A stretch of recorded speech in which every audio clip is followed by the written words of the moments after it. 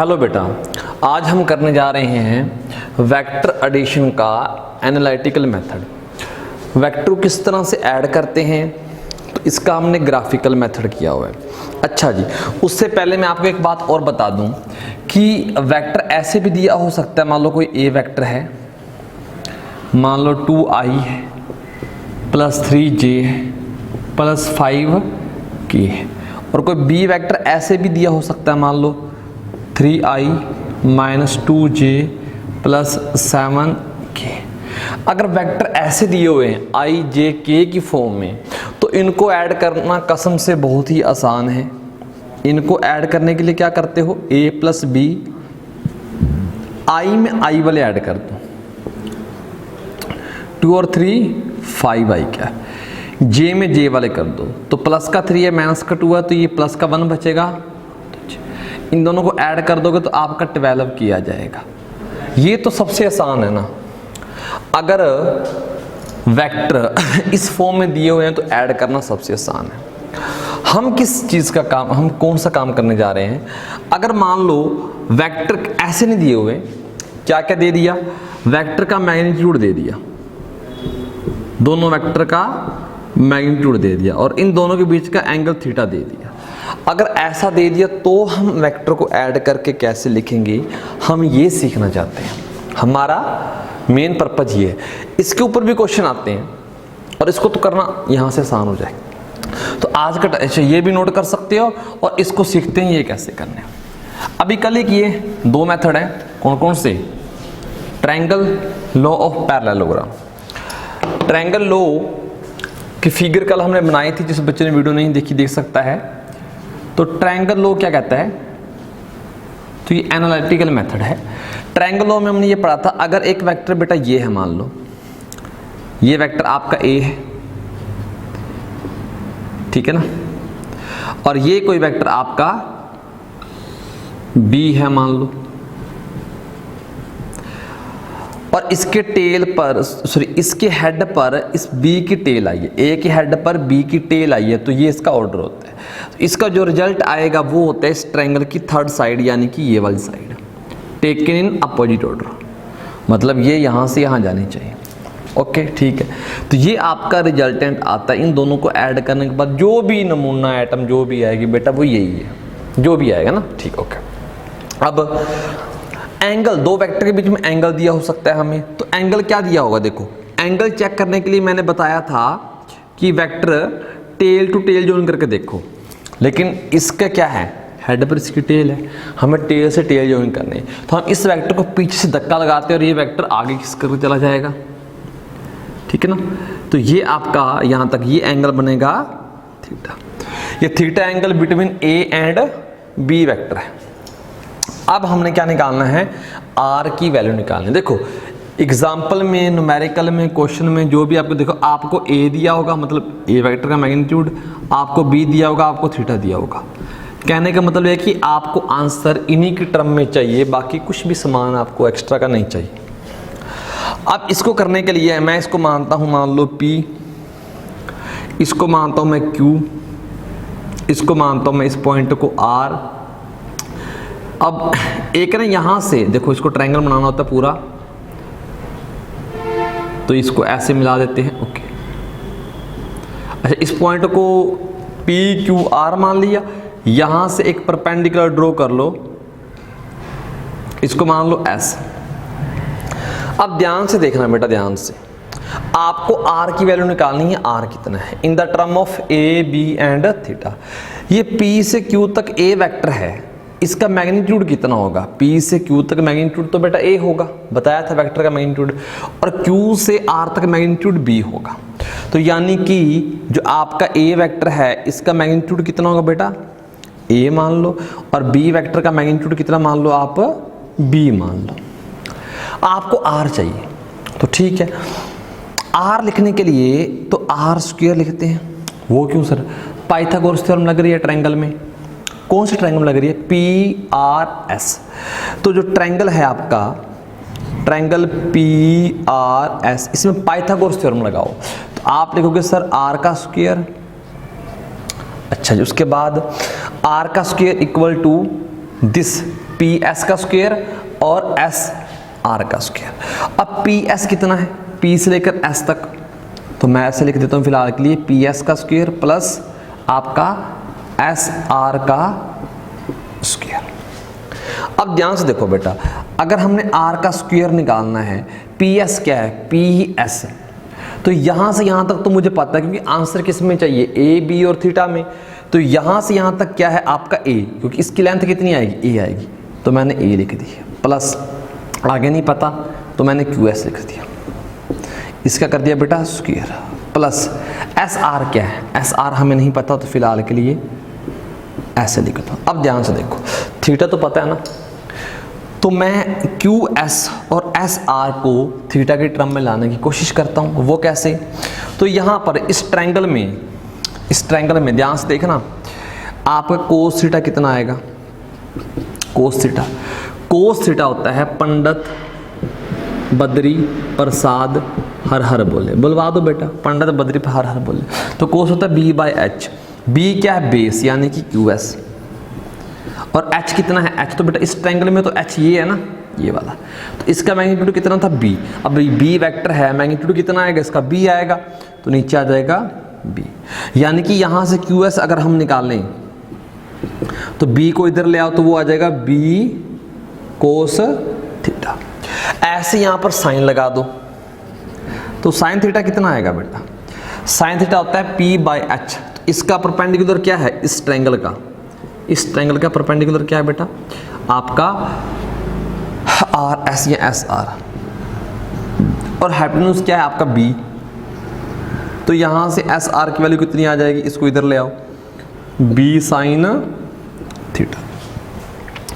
अब इसके बाद ये है आपकी क्यू एस की वैल्यू, ये है एस आर की वैल्यू, इस इक्वेशन में पुट कर दो, जैसे इस इक्वेशन में पुट करोगे तो आपका आ जाएगा R square equal to A plus Q S की वैल्यू आती है बी कोस थीटा, इसका स्क्वायर करना है, प्लस एस आर की वैल्यू आती है आपकी बी साइन थीटा, आपने इसका स्क्वायर करना है। नेक्स्ट स्टेप में क्या करते हैं, आर का स्क्वायर बेटा आपका कितना आएगा, अब a प्लस बी का स्क्वायर, देखो आप इसको a मान लो, इस सारे को क्या मान लो, b मान लो, अगर वो नहीं मानना तो x प्लस वाई का square, X square Y square plus 2xy, तो वो यूज़ कर देते हैं, तो ये आ जाएगा आपका a का स्क्वायर, x का स्क्वायर प्लस, अब y का स्क्वायर करना, तो ये सारा का सारा y की जगह पर है, इस सारे का स्क्वायर करेंगे तो b का स्क्वायर आ जाएगा और ये कोस स्क्वायर थीटा आ जाएगा, आगे प्लस भाई इसका 2ab तो आएगा ना, एक्स वाई, 2x की जगह क्या है आपका a और y की जगह पर क्या आपका b कोस थीटा, प्लस बेटा अब देखो ये स्क्वायर है तो b का स्क्वायर आ जाएगा और साथ में क्या आ जाएगा साइन स्क्वायर थीटा। अब ध्यान से देखो आर स्क्वायर क्या आएगा, देखो ए स्क्वायर लिख लो, बढ़िया, प्लस इसको और इसको इकट्ठा एक जगह पर लेकर आओ, B square cos square theta plus B square sine square theta, plus आ जाएगा 2ab कोस थीटा, ये आ जाएगा ए स्क्वायर प्लस, अब यहाँ से बेटा बी स्क्वायर बाहर ले लो, इन दोनों में से बी स्क्वायर बाहर ले लो, अंदर बचेगा cos square theta plus sine square theta plus 2ab cos theta, तो ये बेटा आपका क्या बनेगा, आर स्क्वायर की value A square plus B square, cos square plus sine square क्या आएगा आपका 1 आता है, वो 1 होता है, तो यानी कि मल्टीप्लाई में 1 आएगा, बी स्क्वायर के साथ में लिखो चाहे ना लिखो कोई फर्क नहीं, ये 1 आ गया, ठीक है, प्लस 2ab कोस थीटा, तो ये आपके आर स्क्वायर की वैल्यू आ गई, बहुत बढ़िया। आर की निकालनी है तो क्या आ जाएगी, under root A square plus B square plus 2ab cos theta, ये तो आपके पास रिजल्टेंट वेक्टर का बेटा मैग्नीट्यूड निकल कर आ गया, बहुत ही बढ़िया बात है जी, मैग्नीट्यूड निकल कर आ गया। मैं इस टेबल को कर देता हूँ थोड़ा सा साइड ऐसे और आगे करते हैं इस साइड, ठीक है ना। अब ध्यान से देखो ये रिजल्टेंट आ गया, बट वेक्टर के पास क्या होता है, डायरेक्शन होती है और क्या होता है, मैग्नीट्यूड होता है। तो अब डायरेक्शन निकालनी है, तो डायरेक्शन कैसे निकालोगे, इस वेक्टर की डायरेक्शन कैसे बता सकते हो। अब मान लो इस बोर्ड पर ना कुछ चीटी चल रही है, कुछ चीटी आ गई ना कहीं से कहीं चढ़कर, वो चल रही है, वो चीटी यहाँ से जा रही है ऐसे, ऐसे चलती जा रही है। मैंने इस चीटी की डायरेक्शन बतानी है भी किस डायरेक्शन में जा रही है, तो मैं कह सकता हूँ सर इसके साथ बना रही है मान लो 30 डिग्री, इसके साथ ही चीटी बना रही 30 डिग्री। अगर इसके साथ 30 डिग्री में डी के साथ बनाकर बेटा चलता हूँ तो मैं इधर ही आऊँगा ना, कहीं और कैसे चला जाऊँगा, तो कौन सी बात है। तो ठीक है ना, ये आपका हो जाएगा ये वाला।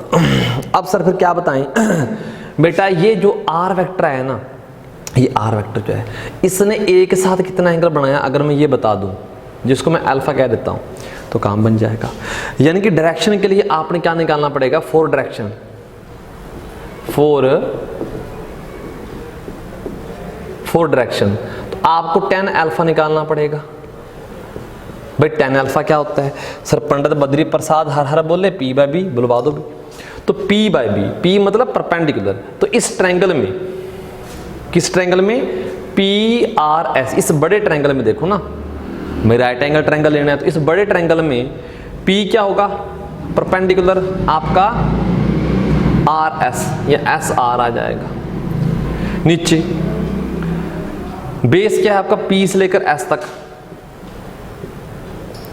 अब अभी थोड़ी देर पहले काम करके है ना, पुरानी चीज़ों, पुराने कर्मों का फल मिलता है, तो हमारे जो पुराने कर्म हैं, हमने अच्छे कर्म किए थे, हमारे पास बेटा क्यू एस आर की वैल्यू आई थी B sine theta, S R की वैल्यू हमारे पास आई थी बी साइन थीटा, और पी एस की वैल्यू सर क्या आती, देखो पी एस ये लिखा था, पी एस के दो टुकड़े किए थे, क्या क्या बनेंगे, एक तो ए बनेगा बेटा, पी एस के दो टुकड़े, एक तो यहाँ तक ए बना और आगे क्यू एस बना, और क्यू एस लिख दिया चलो, और क्यू एस की वैल्यू क्या लिख सकता हूँ बेटा मैं, क्यू एस की वैल्यू बी साइन थीटा, तो मैं यहाँ पर लिख देता हूँ बी साइन थीटा। आप बुक में या कॉपी में एक स्टेप एक्स्ट्रा कर सकते हो, ये आ गया 10 अल्फा। अब 10 अल्फा जब आपके पास ये फॉर्मूला आ गया तो अच्छे से याद कर लेना बेटा, 12th क्लास में बहुत काम का है। अब आपके पास ये जो अल्फा आया, आपको पता ना कि एक साथ एंगल बन रहा है, वो अल्फा है जो एक साथ बनता है, तो मैं लिख देता हूँ जो अल्फा एंगल है वो क्या है, अल्फा एंगल है जो अल्फा एंगल है वो ए वेक्टर के साथ वाला है, ए के साथ वाला है, ये याद रखना, जिसको आप न्यूमेरिकल करते वक्त ए मानोगे उसके साथ वाला है। अब ये है आपका ट्रायंगल लो। अब सर पैरेललोग्राम भी है, तो हम बहुत ही चालाकी से इसी में पैरेललोग्राम ऐड करने जा रहे हैं। मतलब अगर आपने एग्जाम में एक कर लिया है तो आपको दूसरा करने की जरूरत नहीं है, तो डिट्टो काम चलेगा। अगर उम्मीद करते हैं आपने अच्छे से समझा होगा। अब स्पेस थोड़ा सा कम है तो मैं इधर उधर की चीज़ों को करता हूँ यहाँ से साफ, ठीक है, ओके।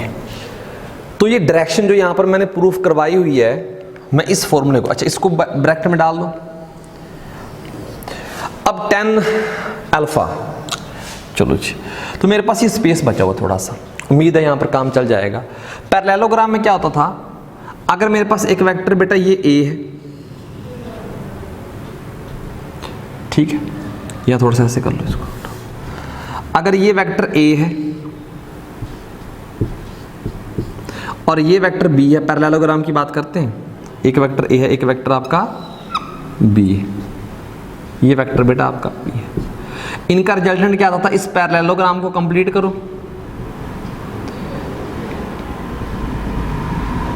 ये देखो अगर आपने पैरेललोग्राम देखा है, इस पैरेललोग्राम को कंप्लीट करो और ये एक रिजल्टेंट ये यहां से पास हो रहा है बेटा, इसका नामकरण क्या कर दो, आर वेक्टर। अब ध्यान से देखो, मैं आज भी इसका नाम P रख रहा हूं, इसका नाम Q रख रहा हूं और इसका नाम मैं R रख रहा हूं, आज भी वही काम कर रहा हूं। ये वेक्टर आपको पता है पैरेललोग्राम में ये साइड और ये साइड पैरेलल होती है, यस और नो, ठीक है, पैरेलल होती है सर। अगर इस साइड पैरेलल होती हैं तो मतलब डायरेक्शन सेम है इसकी और इसकी, ठीक है जी। अगर जितनी लेंथ इसकी होती है बेटा उतनी इसकी होती है पैरेललोग्राम में, तो इसका मैग्नीट्यूड इसका मैग्नीट्यूड भी सेम है, तो इसकी लेंथ सेम है, इन दोनों का मैग्नीट्यूड सेम है, तो दो वेक्टर भी सेम हो जाएंगे। इक्वल वेक्टर कब होते थे बताओ मुझे, इक्वल वेक्टर तब होते थे जब मैग्नीट्यूड और डायरेक्शन दोनों क्या है, सेम है। तो इस वेक्टर को मैं आज के बाद बी वेक्टर भी बोल सकता हूं, क्योंकि ये दोनों पैरेलल हैं और सेम मैग्नीट्यूड के। अब इसके बाद देखो, आप इस ऊपर वाली चीज को भूल जाओ, एक ये आर है, ये आर है, ये पी से क्यू है, ये पी से क्यू है, ये आर है, ये आर है, और आपका ये बी वेक्टर बन गया। इसके बाद आपने जस्ट डिट्टो सेम काम करना है, इसको थोड़ा सा आगे बढ़ा लोगे बेटा, ये वाला यहाँ से ये आगे आ जाएगा, इसका नाम आपने एस रख दिया, ये एंगल थीटा बन जाएगा। अब आपका काम क्या हो, मतलब sir same ditto A to Z चीज़ आपने सेम करनी है बेटा, ए टू जेड। अगर आपके क्वेश्चन स्कूल में टेस्ट में कहीं में आ रहा है तो ए टू जेड चीज़ सेम करनी है आपने, मतलब ये वाला पोर्शन सारा डिटो सेम है, 1% का भी चेंज नहीं है, बट दोनों की फिगर में क्या है, चेंज है। ये बन जाएगा आपका पैरेललोग्राम का और ये बन जाएगा ट्रायंगल का। तो उम्मीद करते हैं आपको दोनों समझ में आ चुके होंगे। अब क्या करते हैं, अब इस फॉर्मूले को और इस फॉर्मूले को सम अप करके कुछ मैं डायरेक्ट आपको रिजल्ट बताता हूं ताकि आपको न्यूमेरिकल करने में आसानी हो। तो इसको करते हैं साफ, नोट कर लेना, बिना नोट किए कुछ नहीं होगा।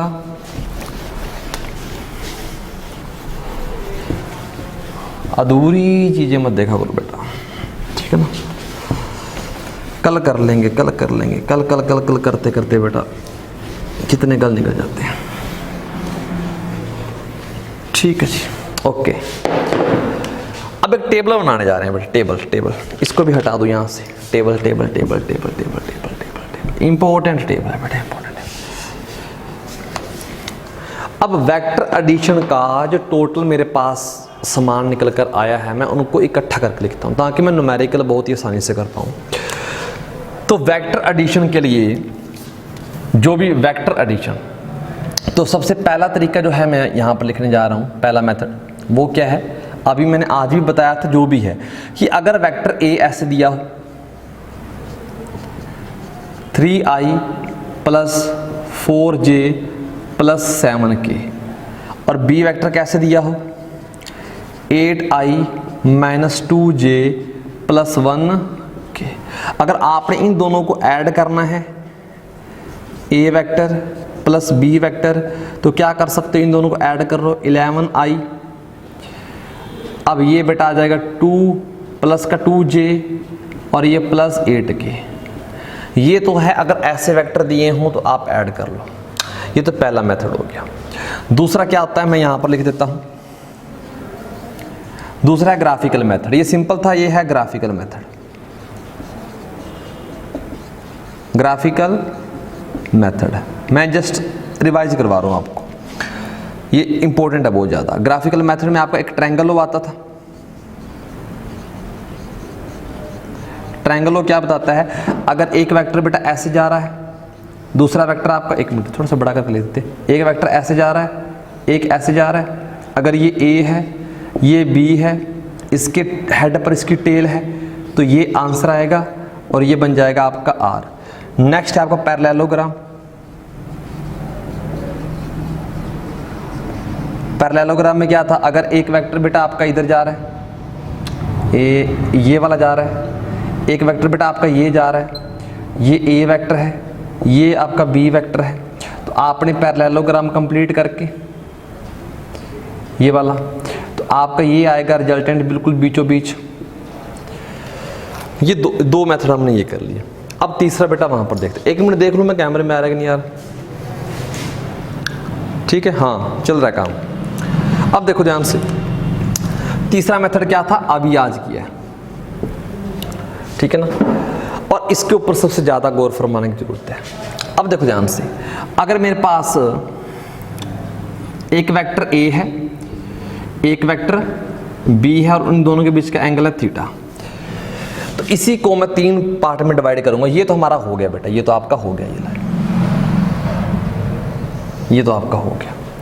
यहां पर करते हैं, तो सबसे पहला क्या है, सबसे पहला जो मेथड है, इसी में वेक्टर एडिशन में कहाँ लिखेंगे, इसको यहाँ लिखते हैं, ए बी है और थीटा है। इसके 3 तरीके बनेंगे बेटा। अगर 2 वेक्टर पैरेलल हैं, यानी कि थीटा क्या है, 0 है। पैरेलल वेक्टर ये होता है ना, एक इधर जा रहा है, दूसरा वेक्टर भी इधर ही जा रहा है, ए वेक्टर भी इधर है, बी भी इधर है। अगर बेटा दोनों वेक्टर सेम डायरेक्शन में हों तो आपने काम क्या करना है, सीधा ऐड कर दो, तो रिजल्टेंट क्या आएगा, ए प्लस बी आ जाएगा। सीधा ये यूज कर सकते हो ट्रिक। अब ए प्लस बी आ गया, वेक्टर है, रिजल्टेंट तो बता दिया सर, डायरेक्शन। डायरेक्शन आप दोनों में से कोई भी ले सकते हो, ठीक है ना, दोनों में से कोई भी डायरेक्शन कोई भी आ गई, रिजल्टेंट ऐसे में डायरेक्शन कोई भी ले सकते हो। ये थीटा जब आपका 0 डिग्री है।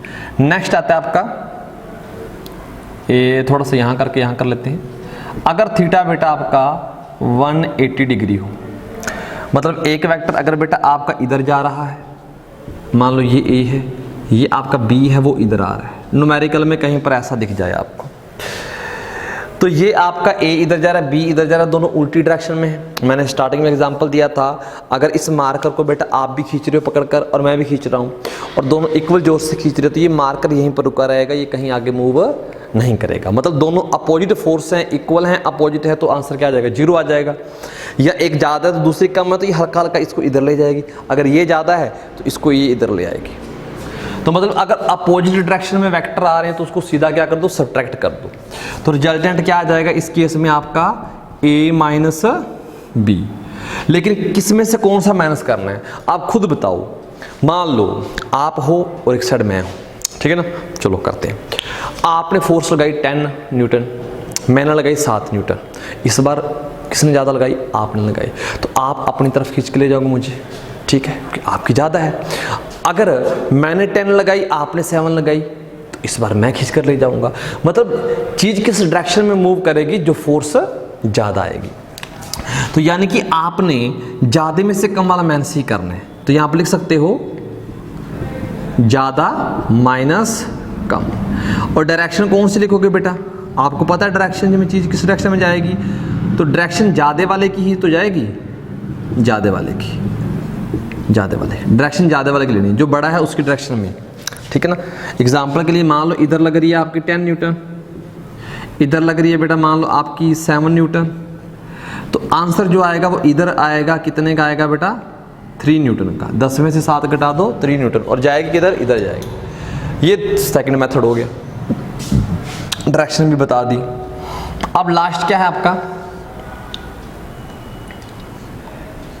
लास्ट जो आज बताया था, अगर थीटा ना तो 0 हो और ना ही 180 डिग्री हो,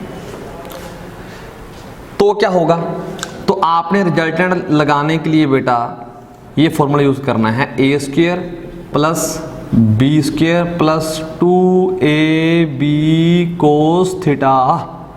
और डायरेक्शन के लिए बेटा यूज करना है आपने tan अल्फा, यानी कि b sin theta a plus b cos theta.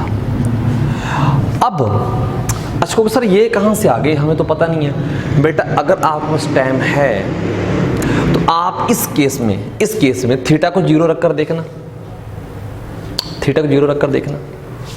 मैं जस्ट एक फीलिंग दे रहा हूँ आपको, इसमें थीटा को 0 रखो। जैसे थीटा 0 रखो तो ये क्या बन जाएगा? r equal to √a² plus b² plus cos 0। तो मैंने आपको ट्रिग्नोमेट्री में बताया हुआ है cos 0 कितना होता है? 1 होता है। a² plus b² plus 2ab, तो वो a प्लस b का होल स्क्वायर नहीं बन जाएगा क्या? हाँ सर, ये तो आपने बिल्कुल ठीक कहा कि a प्लस b का होल स्क्वायर।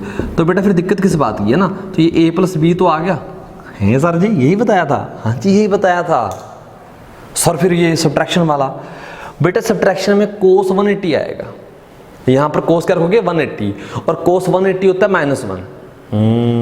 cos 180 होता है -1, और यहाँ पर इस बार क्या आ जाएगा आपका? Negative sign. तो ये आ जाएगा r equal to a² plus b² minus 2ab। तो ये बन जाएगा a माइनस b का स्क्वायर। कोई बच्चा सोचेगा सर b माइनस a का बन सकता है, तभी तो मैंने कहा ज़्यादा में से कम वाला करना है, ये वाला। तो ये कहीं और से नहीं, यहीं से आए हैं। बट क्वेश्चन करते वक्त आपका टाइम बच जाएगा, माइंड खराब नहीं होगा, इसलिए मैं कह रहा हूँ सीधा याद कर लो। इसमें एक स्पेशल केस है 90 डिग्री वाला, इसको हटा देते हैं यहाँ से। अगर थीटा 90 डिग्री हो तो क्या होगा? इसके बीच में बना देते हैं, ठीक है ना? यहाँ से थीटा अगर 90 डिग्री हो, अगर बेटा थीटा 90 डिग्री हो, दो वेक्टर परपेंडिकुलर हैं, ऑर्थोगोनल हैं, तो आप उस फॉर्मूले में रखकर मुझे बता सकते हो क्या आएगा? r। आपको को सर अच्छा जी चलक्कियाँ साढ़े नाल करो बेटा। अगर cos 90 हो जाएगा तो कितना होगा? a² plus b²। और जिस बच्चों को ये नहीं पता कि cos 90 आता है तो बेटा यहाँ तक पहुँचने का कोई फ़ायदा बिल्कुल नहीं। तो cos 90 0, तो ये खत्म। आपका tan अल्फा कितना आएगा मुझे ये बताओ। tan alpha. सर थीटा को 90 रखना है, मैंने कहा हाँ जी तो रख दो। और साइन 90 कितना होता है, कोस 90 कितना होता है, बस साइन 91 होता है। यहाँ पर साइन 90 रखोगे इस फॉर्मूले में, साइन 90 हो जाएगा 1 और कोस 90 0 हो जाएगा। जब ये 0 ही हो गया तो इसकी कहानी खत्म। और साइन 91 है तो बेटा यहाँ पर 1 लिख दोगे तो ये आपका आ जाएगा b बाय ए। याद रखना ये अल्फा किसके साथ है, ए के साथ वाला, ए के साथ वाला ये है आपका। तो ये एक साथ वाला है। तो 90 डिग्री केस में ये आ गया। अरे ये भी याद कर सकते, यहाँ पर फिर लिख देते हैं थीटा नॉट इक्वल टू 90। मतलब 0 नहीं है, 180 नहीं, 90 नहीं, तो ये लगा देना। अगर बाकी है तो सीधे केस याद कर लेना। सर हम ये लगाना चाहते हैं तो बेटा इससे भी काम हो जाएगा। मैं चाहता हूँ कि आप अच्छे क्वेश्चन अच्छे तरीके से करो, टाइम खराब मत करना, ठीक है ना। टाइम खराब हो जाएगा, दिमाग खराब हो जाएगा थोड़ा सा। तो ये हमने सीखा कि दो वेक्टरों को ग्राफिकली कैसे ऐड करते हैं, ये देखो। और सिंपल हो तो ऐसे ऐड कर लेते हैं। अच्छा जी, अगर मैग्नीट्यूड पता है, एंगल पता है तो ये मेथड है। और ज़्यादा यही भी यूज़ होते हैं। और क्वेश्चन के तो किसी के ऊपर भी आ सकता है ना, ऐसी कोई दिक्कत वाली बात नहीं। उम्मीद करते हैं आपको वीडियो अच्छी लगी होगी तो नोट्स बना लेना, दोबारा वीडियो पे मत आना, ठीक है ना। तो नोट्स बनाओगे तो आपका ही फायदा होगा, ठीक है। Take care.